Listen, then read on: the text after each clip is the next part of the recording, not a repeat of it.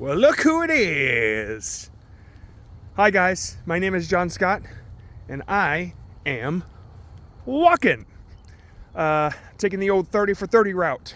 For those that don't know, 30 for 30 was an event we did last year in the Discord when it was much smaller. And the channel name was 30 for 30, and the whole goal was 30 minutes for 30 straight days, 30 minutes every day. You do something that you want to turn into a good habit.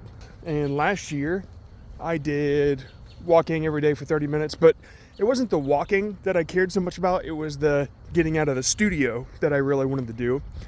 I really needed that. And every day, my 30 minutes, I would walk and I'd record. And you can actually find these videos from last year at I'm John Scott. That's the channel name on YouTube if you guys want to see like the struggles I was going through back then. It was actually right before Creator Rant even started.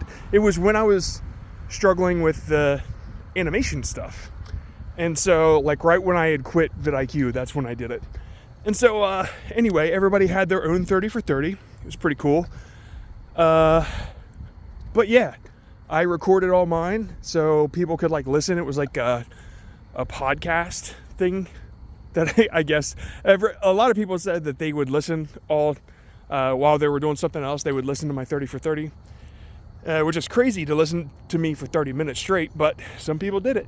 And so anyway, I'm taking that route now because I am full of energy. Will we do a 30 for 30?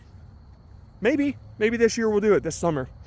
I think June might be a pretty good, I think we did it in June or July last year.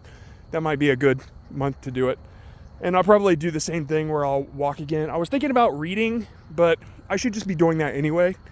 And so I don't want to make a thing of it. But if I go out, I walk, I record for 30 minutes, it kind of gives everybody like a check-in. I feel like my thoughts and experiences and everything kind of became a part of people's routine last year. And there were like, they learned things. They saw the struggles that I went through. They kind of applied the lessons that I learned. And like, I don't know, I think it was as much of a tool as it was entertainment and therapy for us creators. Because we know we get into some tough spots, you know how it is. Especially if you get into like analysis paralysis, or you think your ideas aren't good enough. Why is YouTube not showing my stuff to viewers? Which is the wrong thing to say. It's why aren't viewers watching my stuff? But I could go on and on about that.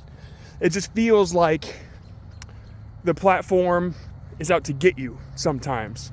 And this kind of recording, it helps me get those feelings out and talk about it. And when you hear me say, hey, this is the way I feel, you realize you're not alone.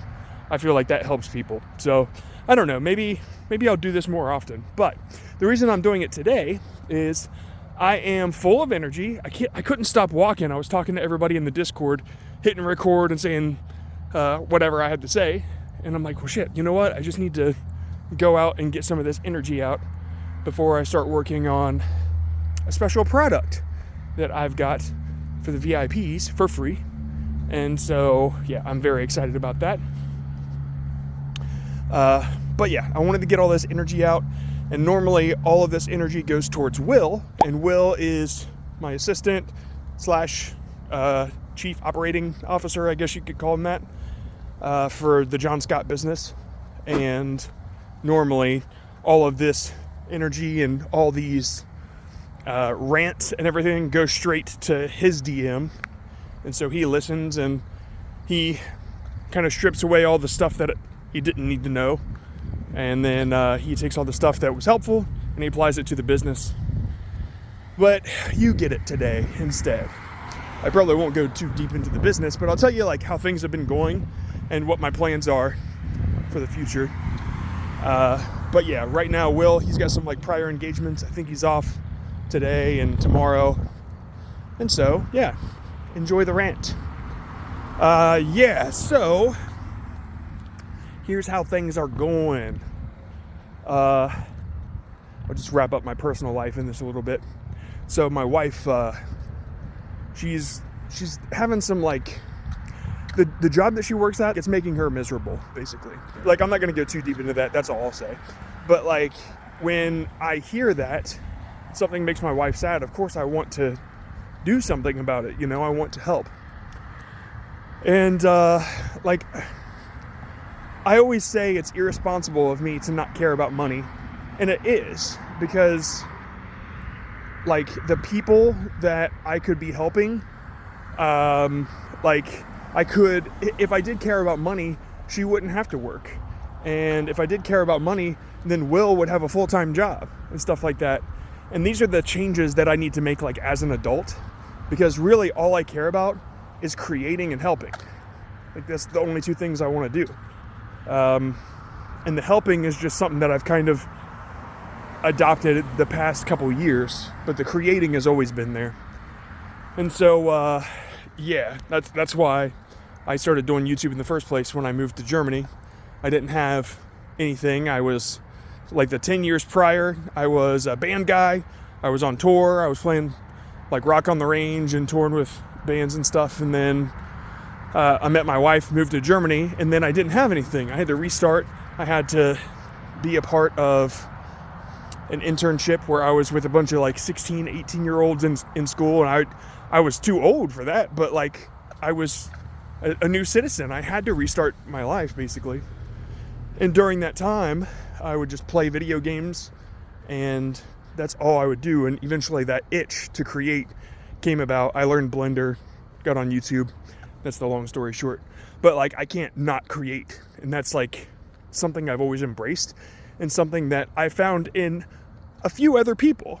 A lot of the OGs in the Discord are there because we connect in that way, where they have to do their regular life, but without fulfilling that creative itch, they're fucking miserable. And that's how I am. If I'm not making, the way I look at it is like, it's this drug that I need, and the only way to get a hit is to experience something that I create. And so I create something, and I can stress myself out about it, but eventually it gets done, and that moment I hit play is my hit. And then I get to watch all that work, what it went into, you know, and I'm like, oh yeah, that's the stuff. And so, yeah, I know some of you are like that. And so that's kind of where my whole focus has been. And I've not been so business guy like. Well, when I started getting enough money to quit vidIQ from the animation side of things, I'm like, okay, well, maybe I should start a business. And so people kept asking, like, how do you make these animations? And I made a course out of it, and I started selling that for like as cheap as I could, to like make it easy for me to maintain the YouTube AdSense if it went low. And so like I was steady. The big YouTube payment that I got, once I got it, I'm like, it lasted a long time because I don't really spend a whole lot either. But now I'm at a point where like I know people are depending on me to like step up and care about the adult things, and to like build towards having a sustainable business model, rather than, yeah, that's John, he's just the creative guy. Like I don't have that privilege anymore. I'm not able to do that anymore because I have to like run it too. And this is where I've wanted to be. This is where I've always wanted to be, to be my own boss, to have something where I have a team of people and we create something together. And eventually I want that to be a movie, or I want to direct something, you know? Like that'd be great. But for now, like I can see very clearly that I have to step up in ways that I haven't done before. And that's just a part of growing up. Like I'm 36 years old. I should have already been doing this. I should have already been jumping on this like make money boat. But I don't think that that's really what I'm doing here. I think the thing that's always bugged me is people, when they focus on money, they focus less on the value that they provide. And I hate that. And I've always wanted to provide more value than it actually costs. Like, there's one guy that I think does this very, very well, and he's a multi-millionaire, so it just goes to show that I don't understand it fully, but I'm learning. His name is Russell Brunson, and he wrote 3 books, one of which I will tell everybody to get. But it started with .com secrets, then traffic secrets, and then expert secrets. And expert secrets is one of those books that, man, I have read through that. I've listened through that book at least 50 times. There's always like one golden nugget that hits me in the right moment where I'm like, oh my God, I totally forgot about that. I need to do that. It's like the whole basis of what I built Real Creators out of, because we have that common enemy of slop creators. We have this future opportunity of a platform full of real creators. Like, these are the goals we're all working towards, and we all want to have our own part of it. We all want to be one of those real creators. And so, like, that is a mission we're all getting behind, and it came organically. And it was always there. But when I called it Real Creators and made it like a private community where slop creators can't get into, and if they try, they get refunded and kicked out, that's when it became business. And it's like, it's a great move to make, because then you know it's worth investing into. I'll explain that here in a second. But in the book Expert Secrets, like, he taught me to do that. He taught me to make it this future opportunity, this new thing that that people want but nobody really has, or the common enemy, which is like slop and the algorithm and like all this stuff. It's just like so excuse the pun, but it's so textbook, and like, it's genius. And so I recommend getting Expert Secrets. I don't have an affiliate or anything. Like, I just tell people, get it, seriously. Like, it'll change everything for you. And then Alchemy by Rory Sutherland is the other one that I'm reading. But anyway, let me explain what I just jumped into this past week or two, I guess. Russell Brunson had a new opportunity, I guess, and it was based around AI. And AI has made me nervous in many different ways, not because I feel threatened, but because, whoa, that was weird. Why did he bright me? Oh, it's a Amazon Prime truck. Not because I feel threatened creatively, but because I saw it ruining and saturating in ways that made people like us stand out less. And it's not because they made better content, it's just because they made more content. It's the same thing that politicians do when they don't want to be caught in a lie. They just throw millions of lies out there. Now you don't know which one's true. Like, it's not that it's good. It's not that it's worth anything. It's just that there's too much of it. And so I'm not so worried about that now, because YouTube is learning how to curb that shit. And it's learning how to limit the amount of slop that's on the platform. But what I was nervous about, and this was about 2 years ago, was it doing exactly what it did, which is getting full of slop, and it ended up hurting creators. And like, the worst case scenario did play out to be the worst case scenario. And I mean, we saw my reaction to it with my silver play button, but like, that's what I didn't want to happen. And so since then I felt less nervous, because like, what's the worst that can happen now? Can all creators be replaced by AI? No, they can't. Why? Because that's not how humans work. Humans will not sit and watch all AI content all the time, because AI can't experience things. And we need to watch people that have experienced things. Otherwise, we're not convinced that we actually learned anything. Are you going to listen to AI tell you a story? Are you going to be able to suspend your disbelief enough to believe that that really happened? Because that's not the case. What is going on here? Because that just won't happen, right? AI can't replace that connection, that suspension of disbelief. Like, you can't do that with AI. So I'm not worried about it. It goes the same with animation. Can AI make animation? Sure. Can it make great stories in animation? Personally, I don't think so. And even if it got to the point where it can tell a story like us, by that time, and this is how pattern recognition works, humans would be bored of it. We get sick of the same old, and we move on to the next thing. So no matter what AI can do, we'll get tired of it because everybody will be trying to make money with it, and it will be made at mass scale. The skeleton niche. If there were only like 2 or 3 channels of it, it would be interesting. Sure, people would be like, oh, it's like they're telling stories, but you can see the anatomy. It's like kind of interesting.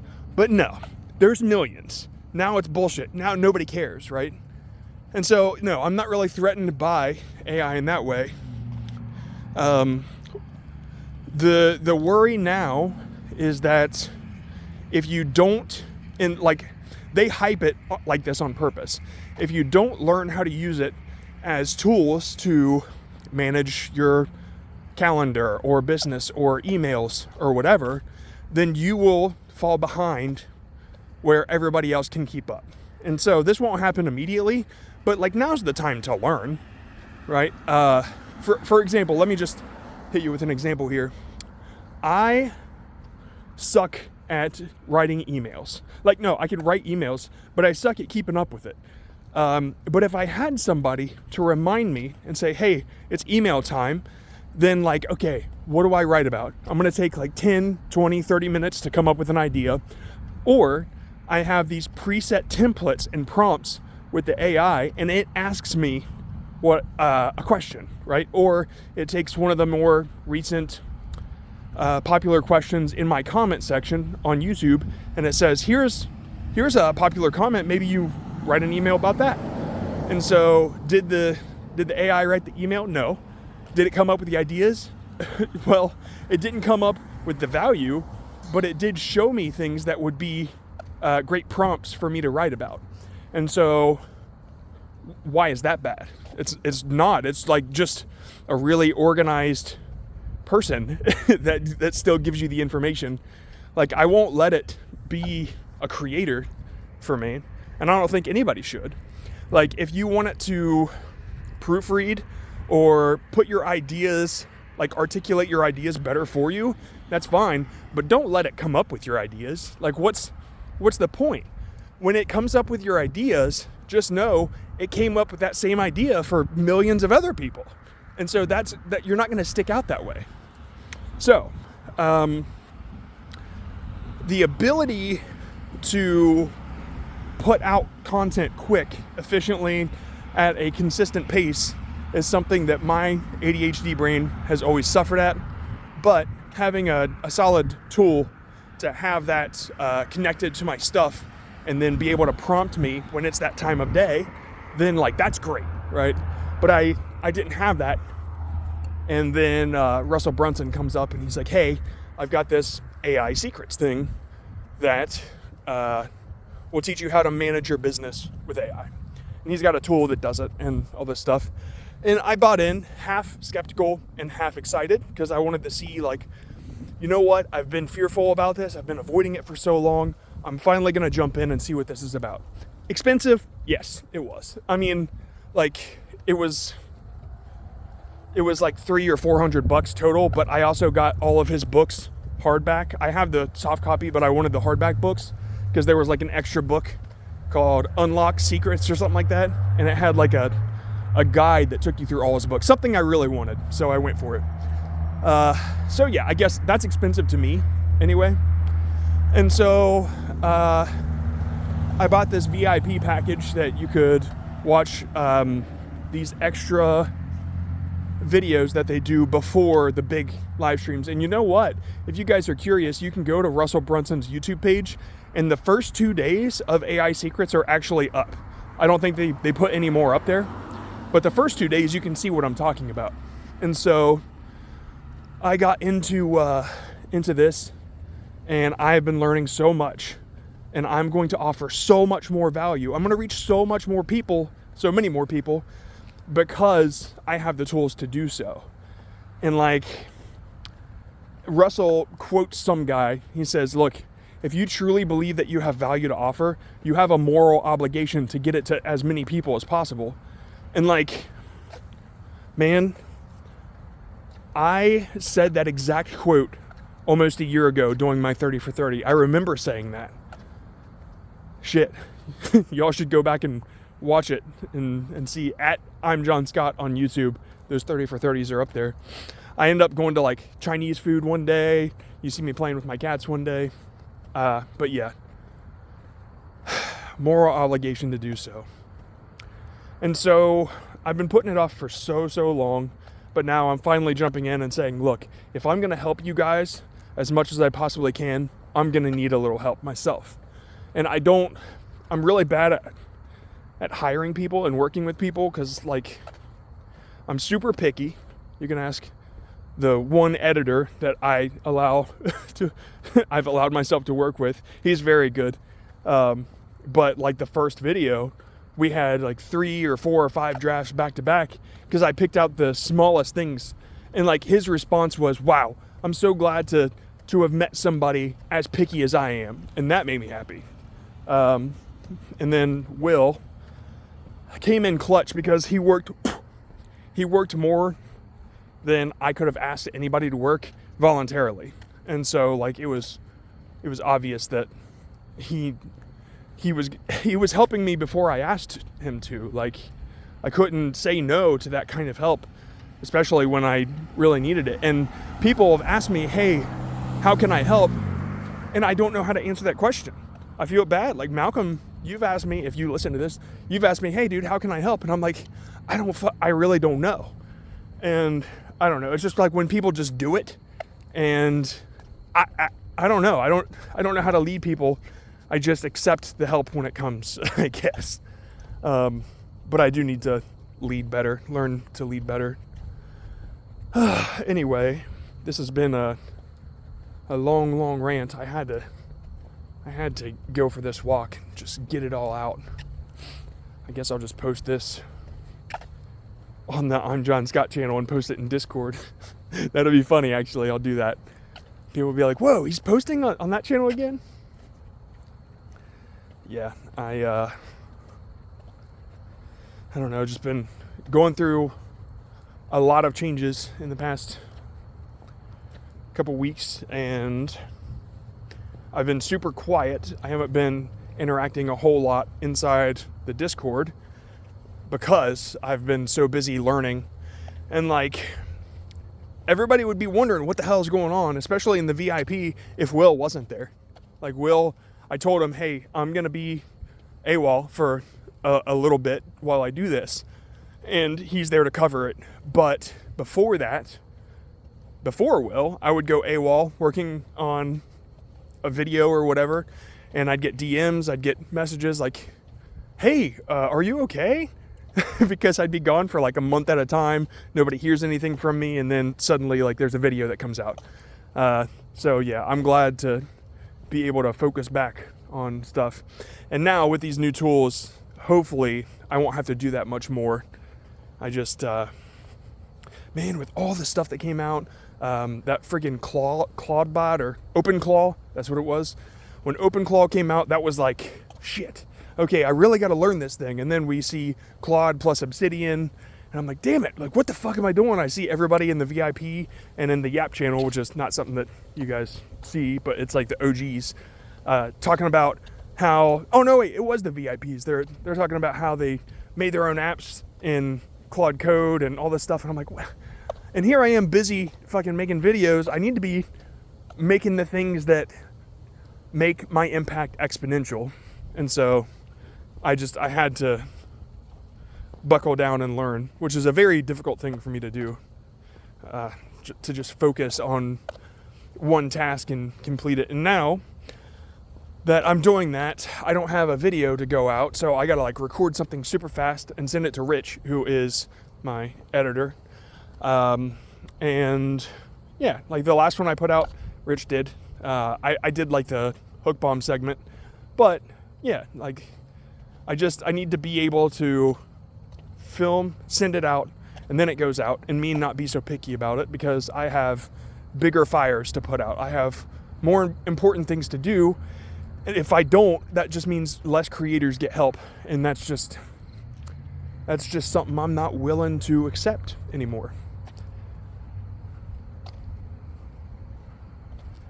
I really think you guys as a community are making this so much easier on me because we all sort of believe the same thing.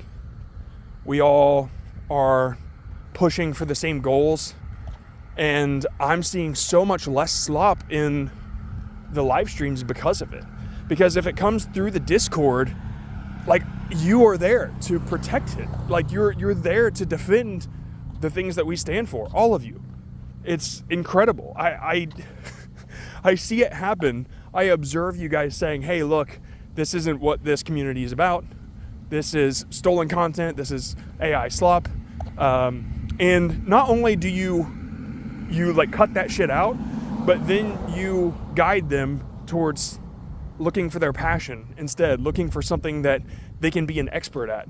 And like, I can't explain to you how important that is to me. It's amazing.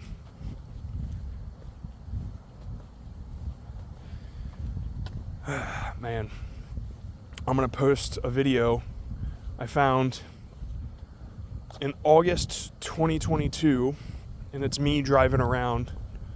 This was like right after I joined vidIQ, and it's me driving around in Germany, and I had just posted like a couple weird things on my John Scott channel before it was ever animation, and I was talking about how I just want a community that we can all post stuff and like it, and I want people to care about the things that I create. And I remember hearing that specific line and thinking, holy shit, like my dream did come true. Like that is what I've wanted for so long, and now here you guys are. Even like though I'm offering you stuff, value, teaching you, like it still feels right. Like I still feel like no matter what I'm going to put out, a majority of you will care about what I'm creating, and you'll care about what I say. And like that sort of relevance is something that I thought I wanted, but more so I realized that I just wanted impact. And when I see people say, dude, like I went viral and it's all thanks to you, like, holy shit, I didn't know that that's what I needed back then, but I do now. And anyway, that video is in my Google Photos. I'll upload it at some point. But it's interesting to listen to me back then. And I said, I really think this next one's gonna do well. And I remember the specific one I was talking about. It was a word search that I am searching through, and it's like O, G, and D. And there are like, you gotta find the dog in there. And there's like og, dog, god, dog, or whatever. And you have to find the word dog. And eventually I found it, but the idea was that they were supposed to find it before me because they would comment. And this is like right when I learned that people want to feel better than you in the comments. And so you can bait their pride by having them beat you at a game, or call you out for being stupid, or telling you that you misspelled something. And like I had just learned that trick in 2022. Because I had just made that 70s show, Iceberg, and people want to tell you you're wrong all the time, and that's like a great way to get comments. And so I'm like, well, it made me feel bad, right? Like I didn't want hate, but at the same time, if I was going to get hate, I was going to try to use it to my advantage. And so anyway, I'm driving around and I'm saying, man, I have a really good feeling about this one, and it flopped big time. But it's interesting to hear where my head was at back then and what I wanted out of life, out of YouTube, out of content creation. And knowing now that I have it, I never took a step back and realized like what I truly have here until I watched that video. and realized that all my dreams came true. And now, like, I just want to do the best possible thing I can with the attention and the impact that I do have right now. I want to grow it to impact more people. I want to help more people. I want to make cool shit, and I want to direct a movie one day. So there's the there's the 2026 update, John. All right, I got to go back inside. I'll see you guys.